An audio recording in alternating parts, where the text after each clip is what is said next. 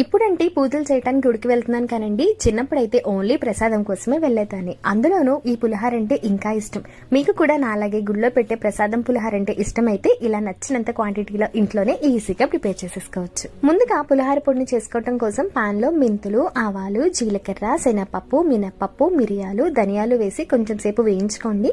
ఇప్పుడు ఎండుమిర్చిని కూడా వేసి కొంచెం వేగుతూ ఉండగా లాస్ట్ లో నువ్వులను కూడా వేసి ఇంకొంచెం సేపు ఫ్రై చేసుకుని చల్లారిన తర్వాత మెత్తటి పౌడర్ లాగా గ్రైండ్ చేసుకుని పక్కన పెట్టేసుకోండి. ఇప్పుడు పులిహార పోపును వేసుకుందామండి. దీనికోసం పాన్ లో ఆయిల్ వేసి వేడెక్కిన తర్వాత గుప్పుడని వేరుశనగ పలుకుల్ని కలర్ చేంజ్ అయ్యేంత వరకు ఫ్రై చేసుకోండి. ఇప్పుడు శనగపప్పు, మినపప్పు, ఆవాలు, అల్లం, పచ్చిమిర్చి అలానే ఎండుమిర్చిని కూడా వేసి పచ్చిమిర్చి వేగిన తర్వాత పసుపు, ఇంగువ ఇంకా కరివేపాకును కూడా వేసి కొంచెం వేగుతూ ఉండగా నానబెట్టుకున్న చింతపండు రసం అలానే చిన్న బెల్లం కూడా వేసి ఆయిల్ సెపరేట్ అయ్యేంత వరకు చింతపండుని ఇలా ఉడికించుకోవాలి. ఇప్పుడు చల్లార్చుకున్న అన్నంలో ముందుగా మనం గ్రైండ్ చేసుకున్న 1 స్పూన్ వరకు పులిహార పొడి, రుచికి సరిపడా ఉప్పు అలానే ఉడికించి